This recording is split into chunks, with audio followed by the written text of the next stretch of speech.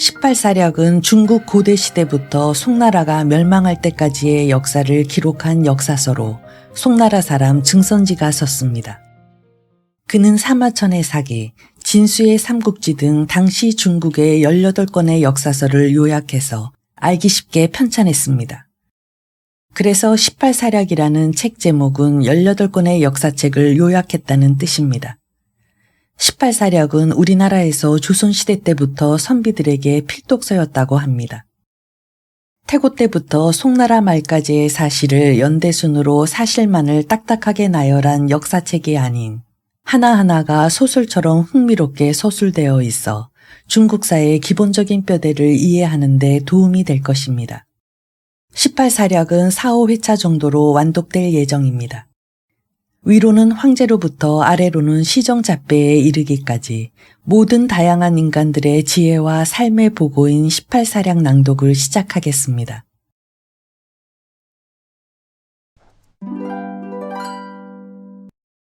선진시대 1. 태고 1. 황제 헌원시. 황제 헌원시의 성은 공손이다. 일찍이 그의 어머니가 밤에 하늘을 우러러 보다가 갑자기 큰 번개가 일어 북두칠성 가운데 첫 번째 별을 휘감아 도는 것을 보고 곧 잉태하여 황제 헌원시를 낳았다. 그때는 염제가 천하를 다스리던 시대였으나 이미 국가가 쇠약하여 패망으로 가는 때였다. 그러므로 각처의 제후들이 세력을 확장하느라고 서로 침략을 일삼아 싸움이 그칠 날이 없었다. 이에 헌원시가 무기를 쓰는 법을 익혀 복종하지 않는 나라들을 정벌했다. 힘에 짓눌린 모든 제후들은 헌원시에게 모두 복종하게 되었다. 또 헌원시는 판천이라는 지방의 평야에서 염제와 싸워 승전하였다. 그때 치우라는 제후가 반기를 들고 난리를 일으켰다. 치우의 이마는 무쇠처럼 단단하고 또 짙은 안개를 일으키는 술법을 가지고 있었으므로 그를 진압하는 데 무척 어려움이 많았다. 황제 헌원시는 진암차를 발명하여 방향을 바르게 알아 마침내 치우를 중국 북부의 탕록이라는 들에서 싸워 이를 포로로 사로잡고 드디어 염제의 전하를 대신해 천자가 되었다. 처음으로 음악을 만들고 문장을 만들어 그것으로 귀함과 천함을 나타내었다. 배와 수레를 만들어 수륙의 교통을 편리하게 했다. 이로부터 멀리 떨어져 있는 모든 제후나 오랑캐의 나라에서도 조공을 바치지 않는 나라가 없었다. 2. 제요 도당시. 요임금은 제곡의 아들이다. 그의 어진 마음은 마치 하늘과 같고 지혜롭기는 신과 같아서 백성이 모두 그를 사모하고 따르며 우러러보는 것이 해를 향해 도는 해바라기와 같고 햇볕이 쨍쨍 내리쬐을 때 구름을 바라보는 것과 같았다. 평양의 도읍을 정했는데 그 궁전은 지극히 검소하여 띠로 지붕을 잇고 너덜너덜하는 주년은 다듬어 자르지도 않았다.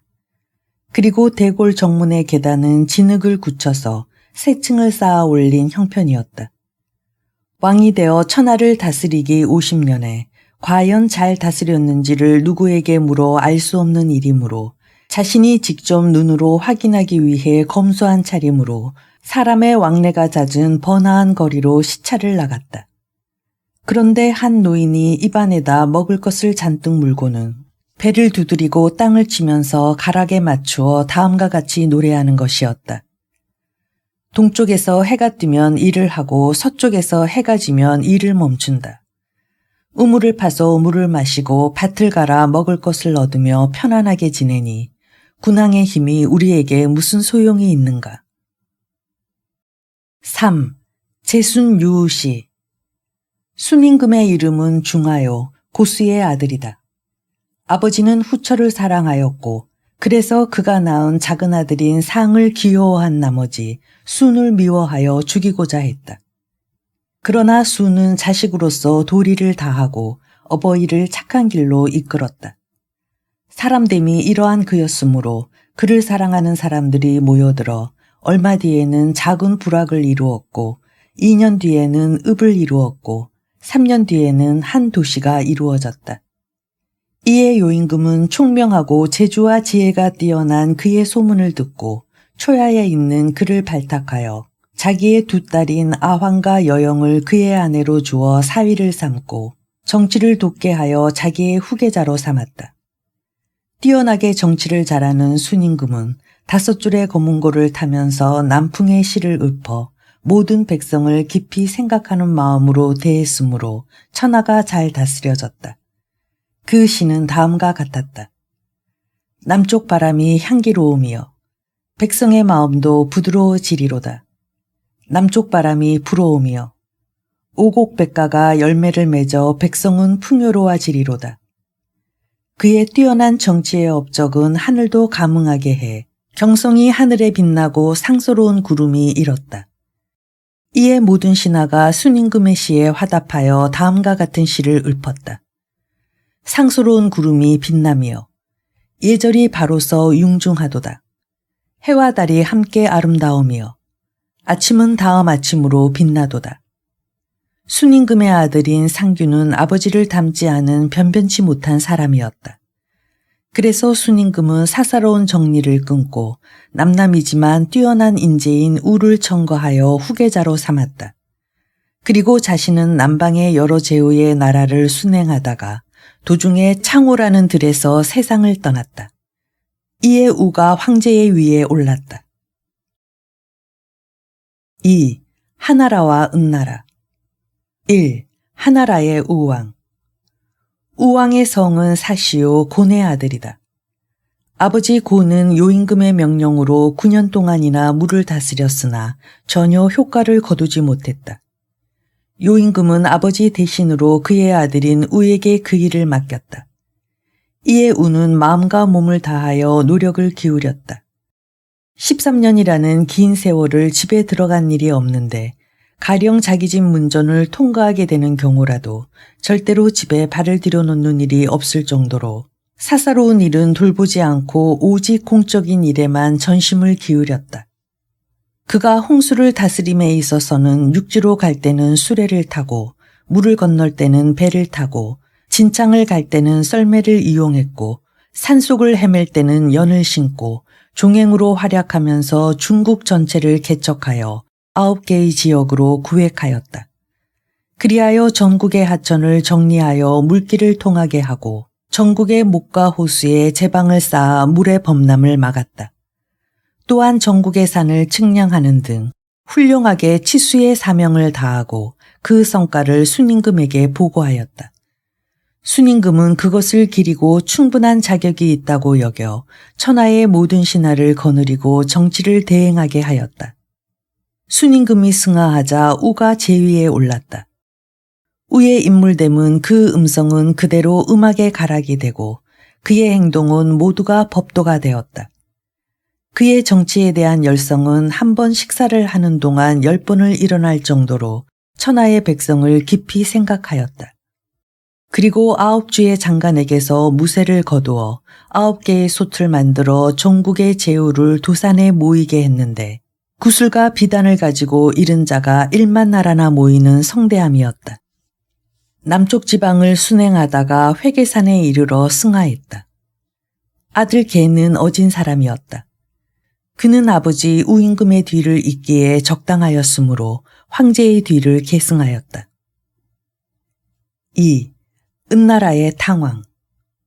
은나라 임금인 성탕의 성은 자시오, 이름은 이다. 그의 선조는 설이니 제곡의 아들이었다. 어머니 간적이 어느 때 검은 제비가 알을 낳아 떨어뜨리는 것을 보고 그것을 삼켰는데 곧 아기를 가져 설을 낳았다. 그는 뒤에 요임금과 순임금 때 교육을 담당하는 사도라는 벼슬을 하였으며 상이라는 땅에 제후로 봉해졌다. 탕은 처음에 박이라는 곳에 살았는데 어느 때 밖에 나가보니 사면에 그물을 쳐놓고 신에게 빌면서 새를 잡고자 하는 자가 있었다. 그런데 그가 비는 말은 다음과 같았다. 하늘에서 내리고 땅에서 솟아나오며 모든 사방에서 모여오는 자 모두 내 그물에 걸리어라. 이 말을 듣고 탕왕이 탄식하여 슬프도다. 그러면 새는 모두 잡혀 없어질 것이 아닌가 하고는 삼면의 그물을 거두고는 고쳐서 신에게 빌기를 왼쪽으로 가고 싶은 놈은 왼쪽으로 가고 오른쪽으로 가고 싶은 놈은 오른쪽으로 가고 마음대로 가거라. 다만 내 말이 들리지 않는 놈은 이 그물에 걸려라 라고 하였다. 제후들이 그 말을 듣고 탕에 어진 덕은 지극하다. 사람에게는 물론이요 새나 짐승에게까지 미치는구나 하고 탄식하였다.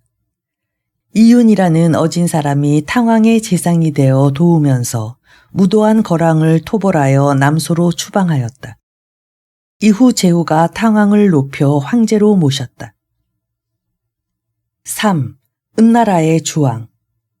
은나라 최후의 임금은 제신인데 세상에서 이 사람을 주라고 부른다. 그는 천성적으로 웅변에 능하였고 동작이 기민하였으며 맨손으로 맹수를 쳐서 죽일 정도로 힘도 세었다. 거기다 재주와 지혜가 뛰어나 비행을 가나는 자가 있으면 힘으로 이것을 물리치고 옳지 않은 것도 교묘하게 꾸며대는 변설을 가진 참으로 아나무인격의 제왕이었다. 주가 제후인 유소씨를 토벌할 때 유소씨는 달기라는 미녀를 바쳐서 주의 아내로 삼게 하였다.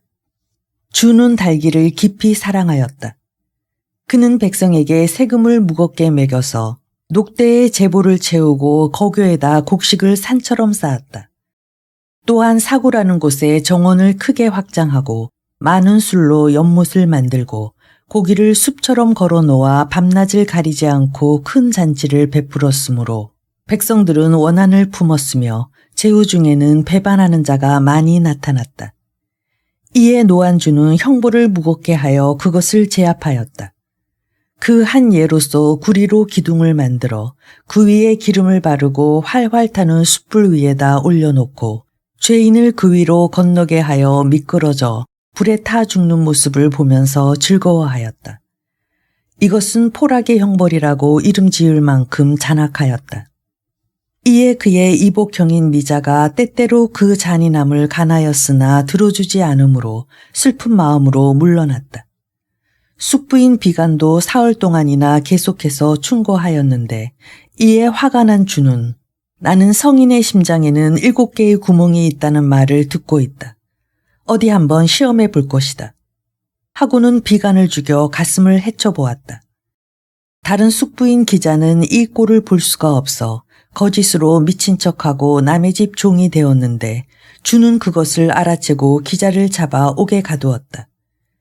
이와 같은 포악한 짓을 보다 못한 주나라의 무왕이 혁명을 일으켜 제후를 거느리고 주를 토벌하였다. 주는 목야라는 곳에서 싸우다가 패하여 보옥을 몸에 걸치고 불에 타 죽음으로써 마침내 은나라는 멸망하였다. 3. 주나라의 혁명.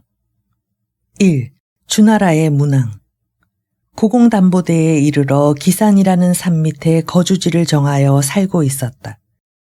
그의 큰아들은 태백이요 둘째 아들은 우중이요 막내 아들은 계력이었다. 계력이 태임이라는 여자를 아내로 맞이하여 창이라는 아들을 낳았는데 그는 덕망이 있었다. 이에 태백과 우중은 고공이 장차 계력을 후계자로 세워 창에게 전하고자 하는 뜻을 알아차리고 형만이라는 미개한 족속들이 사는 곳으로 가서 그들의 풍속에 따라 머리를 깎고 몸에 문신을 새김으로써 가통을 계력에게 양보하였다. 고공이 세상을 떠나고 계력이 고공의 뒤를 이었으며 계력이 세상을 떠난 뒤에 그 아들인 창이 뒤를 이었는데 창은 은나라 주왕을 섬기면서 인망이 있었으므로 서백이 되었다. 서백은 스스로 덕을 닦아 덕으로서 그들을 다스리며 어진 정사를 베풀었으므로 제후는 모두 그에게로 돌아가 복종하였다. 그 한 가지 예를 보면 다음과 같은 이야기가 있다.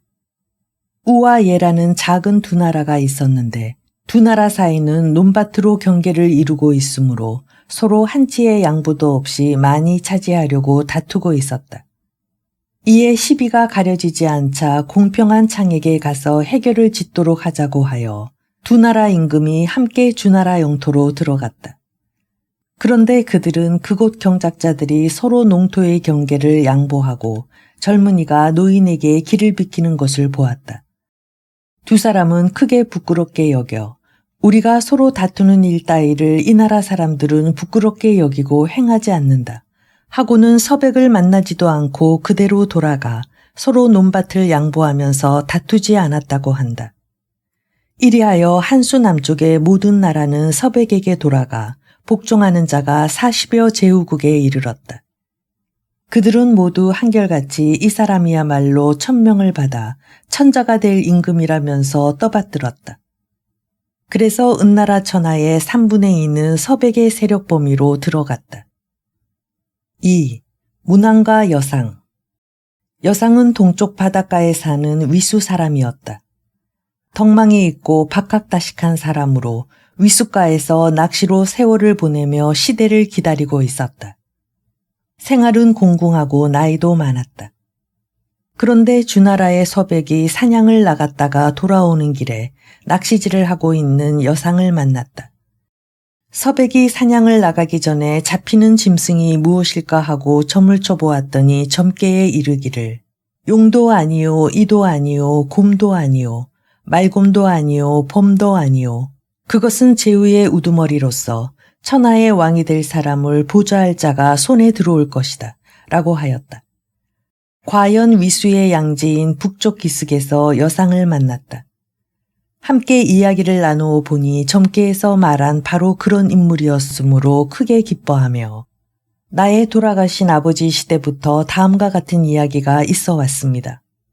마땅히 성인이 있어 주나라로 올 것이고 주나라는 그 사람으로 말미암아 크게 일어날 것이다. 당신께서는 참으로 그 성인입니다. 나의 아버지 태공께서는 당신께서 주나라로 모시기를 기다리신 지 오래이십니다. 하였다.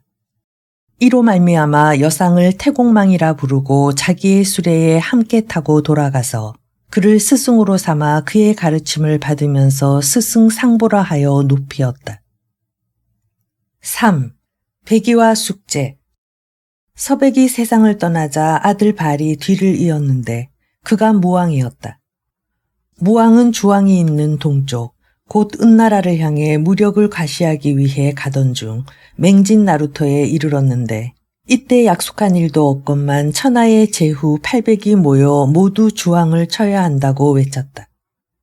그러나 무왕은 그 말을 듣지 않고 다만 시위만으로 그치고 그대로 돌아왔다. 그러나 주왕은 조금도 뉘우치는 일이 없이 계속 옳지 못한 짓을 행하므로 무왕은 그를 토벌하기로 결심하고 그것이 죽은 아버지의 뜻을 잇는 것임을 나타내기 위해 서백의 위패를 수레에 태우고 출발했다. 그런데 거기에 백이와 숙제 형제가 나타나 무왕이 타고 있는 말 앞에 엎드려 가로막으면서 만류하여 이르기를 돌아가신 아버지 서백의 장례도 아직 마치지 않고 전쟁을 일으킨다는 것은 부모에 대한 효도가 아닙니다. 그리고 주왕이 비록 도리에 어긋나는 짓을 한다고 해도 임금임에는 틀림이 없는데 그 임금을 죽이고자 함은 임금에게 충성을 다해야 할 신하된 도리에도 어긋납니다. 어느 경우에나 옳지 않은 행위이므로 그만두어 주십시오 하였다. 이에 대해 무왕의 측근에서는 방해자라고 하여 그를 죽이려고 했다. 이때 태공망 여상이 나서서 이 사람들은 참으로 의로운 사람들이다 하고는 그들을 부축하여 물러나게 했다. 그리하여 무왕은 마침내 은나라를 멸망시키고 주왕을 대신하여 황제가 되었는데 천하가 다 주나라를 종주국으로 받들게 되었다. 그런데 저 백이와 숙제 형제는 임금을 죽이고 대신 임금이 된 무왕을 섬기는 일을 부끄럽게 여기고 주나라에서 생산되는 곡식을 먹지 않겠다고 하며 수양산으로 들어가 고사리를 캐어 먹고 숨어 살면서 노래를 지어 자기들의 심정을 다음과 같이 읊었다. 저 수양산에 올라가 고사리를 뜯어 먹도다. 폭력으로서 폭력을 바꾸니 그 옳지 않음을 모르는도다. 옛날에 신농시 순임금 우임금은 바른 도리로 제위를 이었건만 지금은 바른 도리가 끊어졌도다. 아, 어디로 갈 것인가? 우리의 운명은 쇠하였도다. 그리고 백이와 숙제는 마침내 굶어서 죽었다. 4. 주나라 왕실의 성쇠. 1. 주공. 노나라는 주공의 아들인 백금을 봉한 나라다. 주공은 어린 조카인 성왕을 가르치고 지도하였는데 만약 성왕에게 잘못이 있을 때라도 성왕을 꾸짖지 않고 자기 아들의 종아리를 회초리로 때렸다. 백금이 성장한 뒤에 제후로 봉하여 노나라로 향할 때 주공은 아들을 경계하여 이르기를 나는 문왕 서백의 아들이요 무왕의 동생이며 지금 왕의 숙부이다. 그럼에도 나는 한 번 머리를 감음에 3번 머리를 움켜쥐고 한 번 밥 먹는 동안에도 3번 입에 든 것을 토하면서 일어나 관원을 대하였건만 오히려 천하의 현인을 잃을까 두려워하였다. 너는 노나라에 가거든 삼가 나라의 백성에게 교만한 일이 없도록 하여라 하였다. 2. 유왕과 포사. 유왕시대에 이르러 포라는 나라의 사람이 죄를 지었다. 그는 왕에게 벌받을 것이 두려워 왕에게 미인을 바쳤는데 그 미인이 포사라는 여자였다. 왕은 포사를 몹시 사랑했건만 그녀는 천성으로 웃는 것을 싫어했다. 그래서 왕은 어떻게 해서든지 그녀의 웃는 얼굴이 보고 싶어 여러 가지 방법으로 그녀를 웃기려고 애를 썼으나 그녀는 좀처럼 웃지 않았다. 그러다가 언뜻 묘한 방법이 떠올랐다. 왕은 전부터 제후들과 약속해둔 일이 있었다. 그것은 만약 이민족이 쳐들어오면 봉화를 올려서 제후로 하여금 군대를 끌고 와 돕도록 한 것이었는데 그 방법을 이용하자는 것이었다. 그래서 이민족이 쳐들어오지도 않았건만 급하게 봉화를 올리게 하였다. 갑자기 봉화가 치솟아 오르니 각 나라의 제후들은 약속에 따라 허둥지둥 군대를 거느리고 달려왔다. 난리가 일어난 줄 알고 제후들이 어쩔 줄 모르고 당황하다가 그것이 거짓이었음을 알고는 어처구니 없어 하는 꼴을 보고 포사는 비로소 허리를 움켜잡고 깔깔거리면서 크게 웃었다. 포사의 웃는 모습을 보고 왕은 지극히 만족했다. 그리고는 더욱 그녀에 대한 사랑에 빠져 헤어나지를 못했다. 유왕은 포사를 너무 사랑한 나머지 정식왕후인 신우와 그가 낳은 태자 의구를 패하고 포사를 정식왕후로 삼고 포사가 낳은 백복을 태자로 삼았다. 이에 태자인 의구가 신나라로 도망을 하였다. 왕이 그를 잡아 죽이려다가 뜻을 이루지 못하게 되자 신나라를 정벌했다. 노한 신우의 친정나라인 신나라 제후가 견융이라는 이민족의 응원을 얻어 왕을 공격하였다. 왕은 제후와 약속한 대로 봉화를 올려 제후들의 원병을 청했으나 전에 속은 일이 있는 제후들은 이번에는 아무도 움직여주지 않았으므로 마침내 왕은 견융에게 피살되고 말았다. 이것이 서주의 종말이었다. 5. 춘추시대의 패자. 1. 제나라의 황공. 제나라의 성은 강시인데 주나라 건국에 크게 공을 세운 태공망 여상을 봉한 나라다. 후세의 황공에 이르러 제후를 호령하는 우두머리인 패자가 되었다. 패자는 전후 5사람이 나와서 이것을 오패라고 하는데 황공이 그 최초의 사람이다. 황공의 이름은 소백인데 그의 형인 양공이 무도한 사람이었으므로 여러 동생들은 자신들에게 화가 미칠 것을 두려워하였다. 그래서 그중 자규라는 동생은 이웃나라인 노나라로 도망하였는데 관중이라는 사람이 그를 보자 하였고 소백은 남쪽에 있는 여라는 곳으로 몸을 피했는데 포숙이 그를 돌보며 따랐다. 한편 제나라에서는 양공이 마침내 무지라는 동생에게 살해되었고 그 무지 또한 다른 사람에게 살해되는 등 혼란이 일어났다. 그래서 제나라에서는 여땅으로 피해가 있는 소백을 불러들이려고 했다. 이런 사실을 안 노나라에서는 소백에게 뒤지지 않기 위해 귀에게 군사를 딸려 본국으로 보내는 한편 관중을 시켜 여에서 제로 향하는 길에 숨어 있다가 지나가는 소백을 쏘아 죽이도록 했다. 그러나 관중이 쏜 화살은 소백의 혁대 장식을 맞췄다. 그래서 겨우 살아난 소백은 죽는 신용을 해서 노나라를 안심시키고 나서 몰래 제나라 서울로 먼저 숨어 들어가 제후의 자리에 올랐다. 그런데 황공을 보자 하던 포수가는 지금까지의 적대관계였던 관중이 훌륭한 인물임을 알고 있었으므로 그를 황공에게 추천하여 정치를 담당하게 하고자 했다.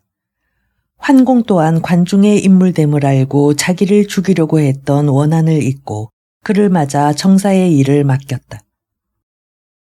2. 관중과 포숙. 관중의 자는 이호인데 일찍이 친구인 포숙과 함께 장사를 한 일이 있었다. 그런데 남은 이익을 분배할 때에는 늘 자기의 몫을 더 많이 취하였다. 그러나 포숙은 조금도 그를 욕심쟁이라고 생각지 않았다. 그것은 관중이 가난해서 돈의 어려움을 겪는 것을 알기 때문이었다. 또 어느 때는 계획을 잘못 세워 대단히 곤란한 지경에 이른 일이 있었다. 그러나 포숙은 그를 어리석다고 하지 않았다. 그것은 모든 것이 운수에 따라 잘되고 잘못되는 일이 있는 것이라고 여겼기 때문이었다.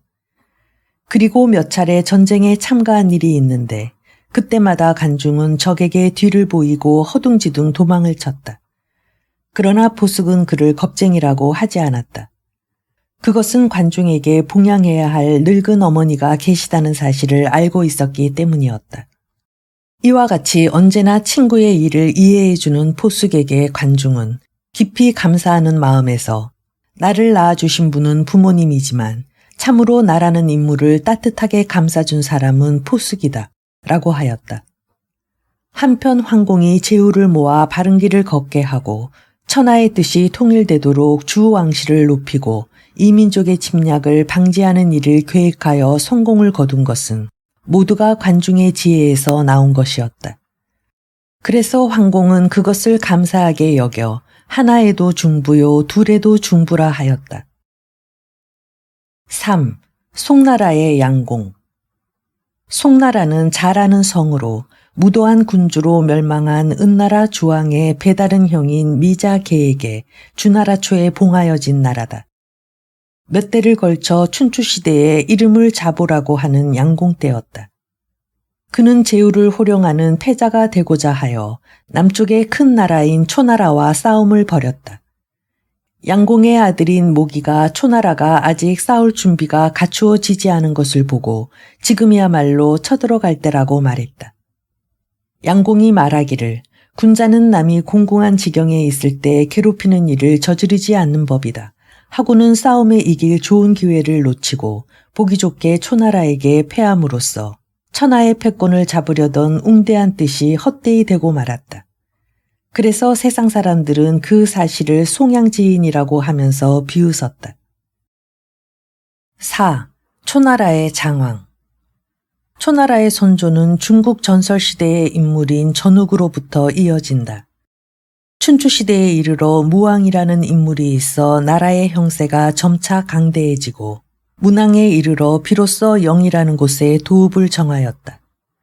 다시 내려와 성왕 때에는 오패의 제1인자인 제나라 황공과 소릉이라는 곳에서 동맹을 맺고 이어 송나라의 양공과 패권을 다투었다. 뒤에 다시 진나라의 문공과 성복이라는 땅에서 서로 싸운 대단한 영걸이었다. 그로부터 모강을 거쳐 장왕시대에 이르렀다.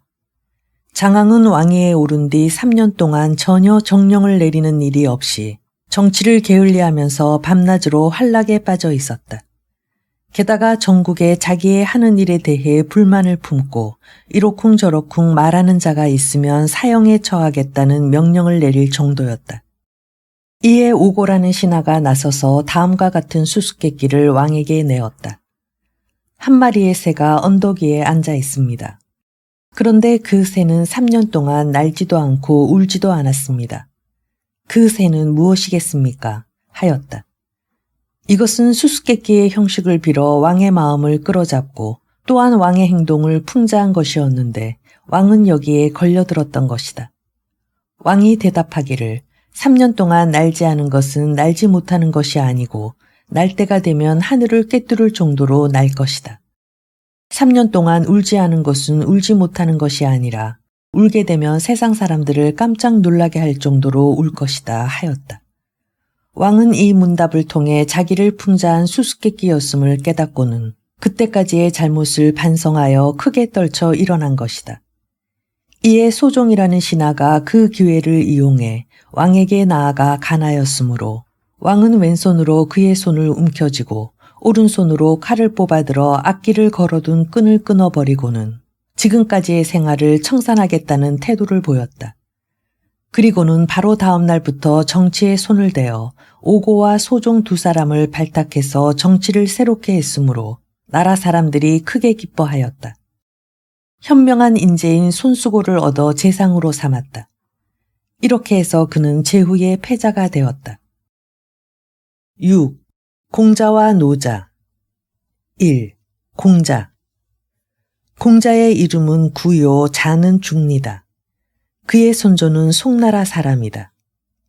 본래 공자의 집안은 송나라에서 패망하고 남은 그 자손은 노나라로 피난하여 노나라 사람이 되었다. 공자의 집안은 숭량홀이라는 사람에 대해 이르러 안씨 집안의 딸과 결혼했는데 아들이 없어 아들 낳기를 바라고 부군에 있는 이산에 올라 신령에게 빌어서 낳은 아들이 공자다. 공자는 어린 시절부터 같은 장난을 하면서도 늘 예식에 쓰이는 그릇을 버려놓거나 예절을 행할 때의 형식과 동작을 흉내내었다. 성장해서는 노나라의 귀족인 개손씨 집안의 일을 다스리는 가신이 되었다. 이때 창고의 곡식을 들이고 내는 일을 맡으면 재고량은 언제나 평균을 유지했고 또 목축의 일을 맡았을 때는 가축의 번식과 성장이 눈에 띄도록 불어났다. 뒤에 주나라 서울인 낙양으로 가서 노자에게 예절에 대해 질문하고 크게 얻은 바가 있어 귀국해서는 더욱 예절에 관한 학문에 힘썼으며 그 후로는 더 많은 제자들이 점점 늘어났다. 공자 2. 노나라의 전공이 제후의 자리에 올라 공자를 중도라는 도시의 시장으로 삼았다. 그래서 그는 정사를 잘 베풀어 불과 1년 동안에 사방의 모든 지방에서 그의 정사하는 방법을 본받았다. 그리하여 중도의 시장에서 사공으로 승진하였다가 다시 대사구로 승진하였다. 어느 날 공자는 전공을 보좌하여 이웃 나라인 제나라 제후와 협곡이라는 고장에서 회견한 일이 있었다. 이 회합은 명분상으로는 서로 친하게 지내자는 것이었으나 속셈은 전공을 사로잡으려는 제나라의 계획이었는데 이것을 미리 알아차린 공자는 전공에게 이 회합은 평화적인 회합입니다만 반드시 경계를 게을리해서는 안 됩니다. 그러므로 자사마와 우사마를 거느리고 가셔야 합니다. 하였다. 그리하여 두 나라 제후는 협곡에서 만났다. 그런데 제나라 제후를 따라온 간원이 여러 나라에서 행해지는 음악을 연주하는 게 좋겠다고 청하여 그것이 허락되었다. 악사들이 손에 깃발과 무기를 들고 풍류를 올려 시끄럽게 하면서 밀려 들어왔다. 이것이 전공을 사로잡으려는 수단임을 안 공자는 재빠르게 달려나가서 오늘은 제나라와 노나라의 두 제후가 친교를 맺는 중대한 행사다. 그럼에도 불구하여 어찌하여 이와 같은 저속한 미개민족의 음악을 연주할 수 있는가? 천만부당한 일이다 하면서 꾸짖었다. 이에 제나라의 제후인 경공이 크게 부끄럽게 여겨 그들에게 손짓을 하여 물러가게 하였다. 공자 3. 남방의 대국인 초나라의 왕이 사람을 보내 예절을 두텁게 하기 위해 공자를 초청했다. 그런데 지금의 하남성 지방에 위치했던 진나라와 채나라의 관원들이 서로 짜고 만약 공자가 초나라에 등용된다면 그렇지 않아도 무서운 초나라는 더욱 강대해질 것이고 우리들 작은 나라들에 대한 위협이 한층 더해질 것이다. 어떻게 해서든지 공자가 초나라로 가는 것을 막아야 한다고 하면서 서로 사람을 풀어 공자의 일행을 진나라와 채나라 평원에 포위하여 둘러쌌다. 이에 공자는 시경에 이르기를 들소도 아니요 범도 아니면서 저 넓은 벌판에서 방황하는 것들은 무엇인가 하였거늘 우리들이 바로 그런 신세가 아닌가. 대체 내가 평생 유세하고 다닌 것이 틀렸다는 말인가. 어찌하여 이런 고난에 빠지지 않으면 안 된다는 말인가 하며 개탄하였다. 이에 그의 제자인 자공이 잘못되다니요 당치 않은 말씀입니다. 선생님께서 설명하신 도리는 지극히 바르고 지극히 크십니다. 너무도 지대함으로 세상 사람들이 이해하여 받아들이지 못하는 것입니다.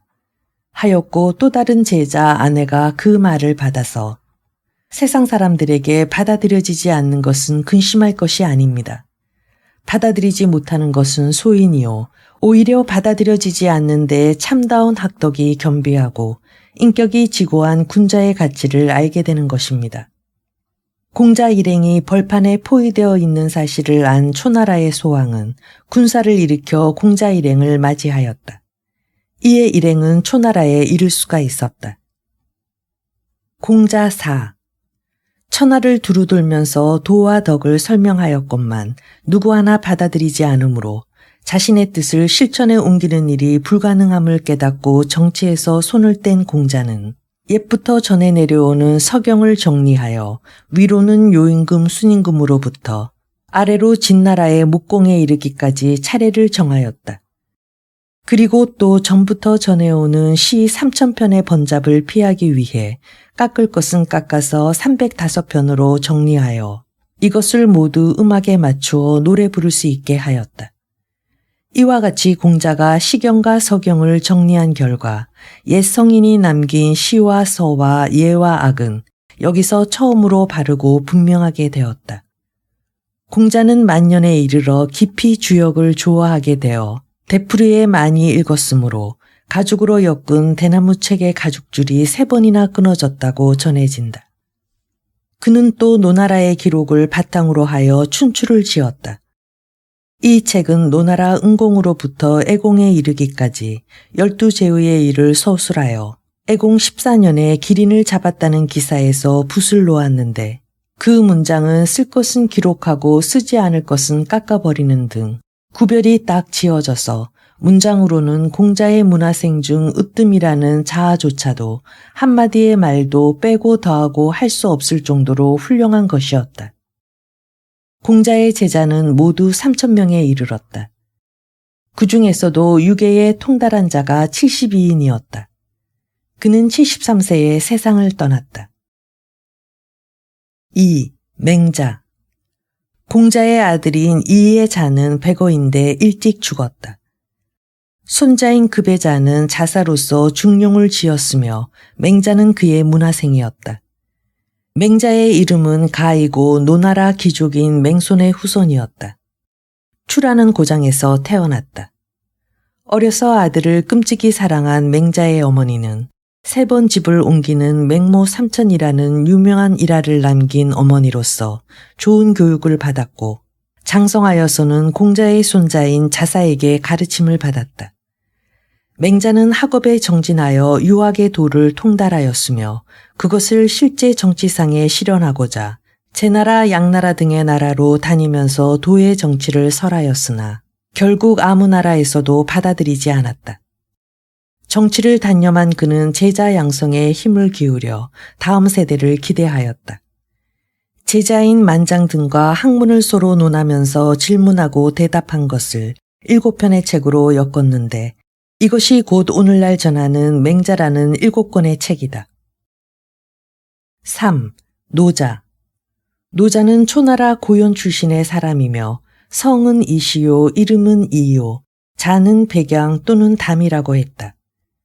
주나라 왕실 도서관의 관원이었는데 공자가 노나라에 찾아와 그에게 예절에 대하여 질문했다. 노자는 공자의 질문에 대해 다음과 같이 대답했다. 훌륭한 상인은 상품을 깊숙한 곳에 갈무리해 두고 가게 진열장에다 버려놓지 않으므로 언뜻 보아 빈 것처럼 보이듯이 학문의 덕행을 아울러 갖춘 군자는 그것을 겉으로 드러내는 일이 없으므로 그의 용모는 오히려 우둔한 것 같다. 공자가 행하는 것은 그는 예를 존중하여 거칠에도 중히 여기므로 그 점을 들어 말한 것이다. 공자는 돌아가서 그 제자들에게 이번에 만난 노자는 마치 용과 같았다. 들고 남이 자유자재하고 종잡을 수 없이 빠른 변화가 헤아릴 수 없는 사람이었다 하면서 칭송하였다. 노자는 주나라의 정치가 쇠퇴하여감을 보고 드디어 직책을 사양하고 물러나 서쪽 지방인 함곡간에 이르렀을 때 관문을 지키는 책임자인 윤회라는 자가 노자에게 귀하는 이제부터 세상을 피해 숨어 살고자 합니다. 원컨대 나를 위해 글을 써 남겨주시기 바랍니다. 하고 부탁했다. 이에 노자 도덕경 상하 2곤 5천 여자를 쏘주고는 사라졌는데 그 후 노자가 어떻게 세상을 떠났는지는 아무도 아는 이가 없다. 4. 안자. 제나라의 황공으로부터 8대째가 되는 제후가 경공이다. 이때 안자라는 이가 있어 경공을 섬기었다. 안자의 이름은 영이요 자는 평중이었다. 그는 낭비하는 일이 없고 노력가였으므로 제나라에서 중용되었다. 그가 얼마나 절약했는가를 한 예를 들면 한 벌의 여우 가죽으로 만든 대부가 입는 옷을 30년 동안이나 내리 입었고 제사에 바치는 제물인 돼지 어깨고기가 너무도 작아서 그것을 담는 제기 접시가 덮이지 않았다고 할 정도였다. 그러나 이것은 그가 인색해서가 아니었다. 그가 절약해서 남은 것은 생활이 공공한 사람들에게 나누어 주었으므로 제나라 사람으로 그의 도움을 받아 생활을 꾸려나간 사람이 70여 가구나 되었다고 한다. 어느 때 안자가 외출을 했다. 그때 그의 마차를 끄는 마부의 아내는 문간에서 남편이 끄는 마차를 내다보고 있었다. 마부는 그것도 모르고 수레를 덮은 큰 포장 밑에 가려 그 수레를 끄는 내필의 말에게 채찍질을 가하면서 의기양양 신바람이 나게 달리고 있었다. 그러다가 집으로 돌아오니 그의 아내는 성이 나서 이혼을 하자고 제의하는 것이었다.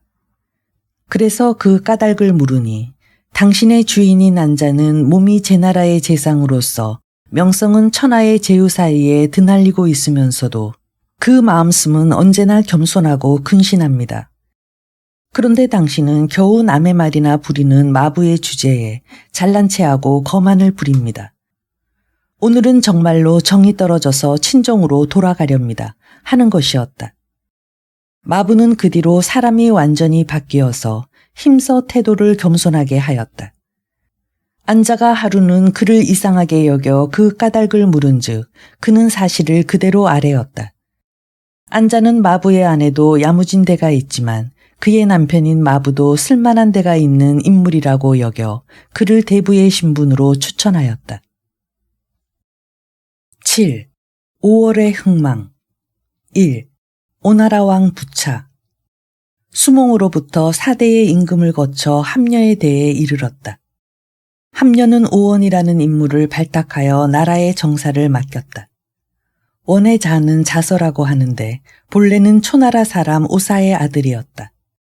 사는 억울한 죄명을 쓰고 초나라 왕에게 살해되었는데 이에 그 위해가 자기에게까지 미칠 것을 두려워한 원은 이웃나라인 오나라로 망명하였다.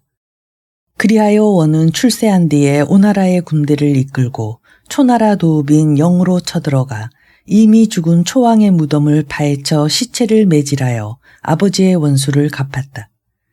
그 뒤 오나라는 월나라를 치다가 도리어 오왕의 함녀가 부상을 당하여 죽었다. 그래서 그의 아들인 부차가 아버지의 뒤를 이었고 자서는 이어서 부차를 섬겼다.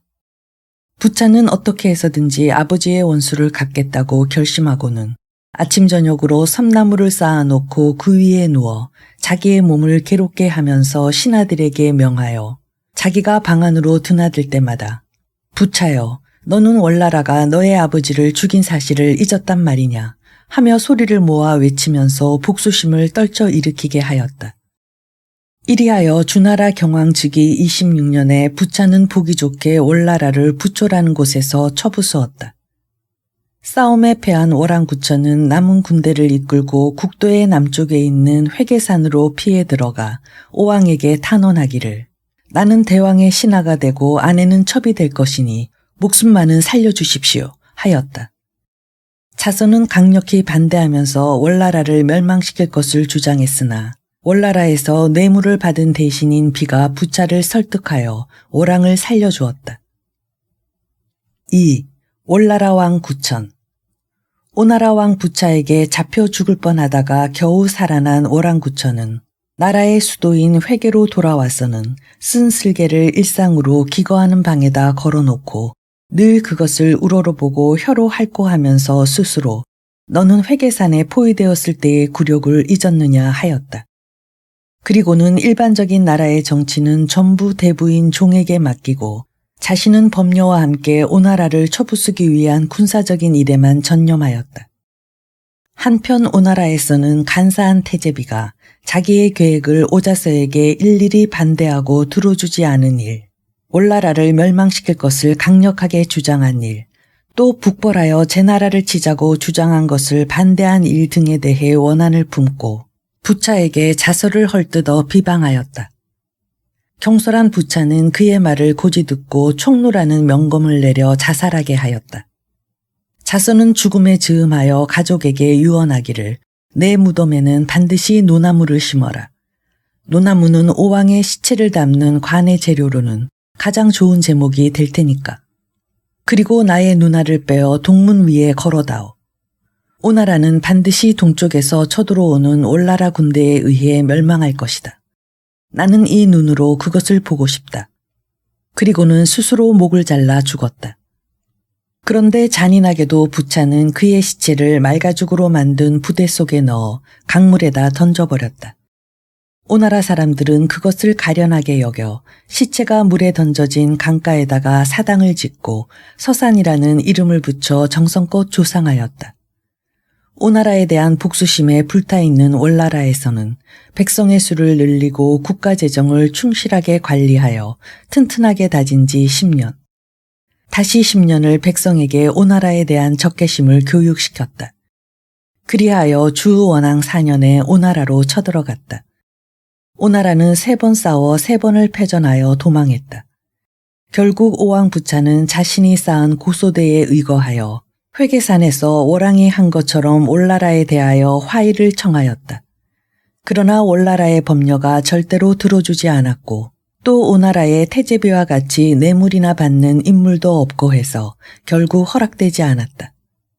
여기서 진심으로 자기의 과오를 깨달은 부차는 죽어서 자살을 만날 면목이 없다면서 천으로 눈을 가리고 자살하였고 마침내 오나라는 멸망하였다. 3. 범녀. 올나라가 오나라를 멸망시킨 뒤에 범녀는 올나라를 떠났다. 어느 때 그는 대부인 종에게 편지를 보내 다음과 같이 말했다. 오랑의 얼굴 관상은 목이 길고 까마귀의 주둥이처럼 입이 굽었다. 이런 사람은 곤란할 때는 함께 고생을 같이 할 수가 있지만 성공을 한 후에는 안락한 생활은 함께 누리기에 위험하다. 그래서 나는 올나라를 떠났지만 그대는 왜 그대로 붙어 있는가? 이 충고에 따라 종은 몸이 아프다는 핑계를 대어 조정에 나가지 않았다. 그런데 어떤 사람이 종이 반란을 꾸미고 있다는 밑도 끝도 없는 말을 퍼뜨렸다. 그리하여 마침내 종은 오랑으로부터 칼을 받아 자살하였다. 범녀는 가벼운 보물 주옥 따위를 싣고 따르는 종들과 함께 배를 타고 강과 호수를 차례로 거쳐 바다로 나와 산동성에 있는 제나라에 이르러 성명을 바꾸어 치이자피라 일컬었다. 그는 아들과 함께 재산을 불려 수십만 금을 모은 큰 부자가 되었다. 제나라에서는 그가 현자라는 소리를 듣고 재상의 자리에 앉혔다. 이에 범녀는 깊이 탄식하여 말하기를 집에는 천금의 재산을 지니고 관원으로서는 가장 높은 지위에 올랐다. 보통 사람으로서는 이 이상의 명예는 없다. 그러나 오랜 동안 존귀한 영예를 누리는 것은 오히려 불길한 일일 수도 있다고 하면서 재상의 자리를 사임하였다.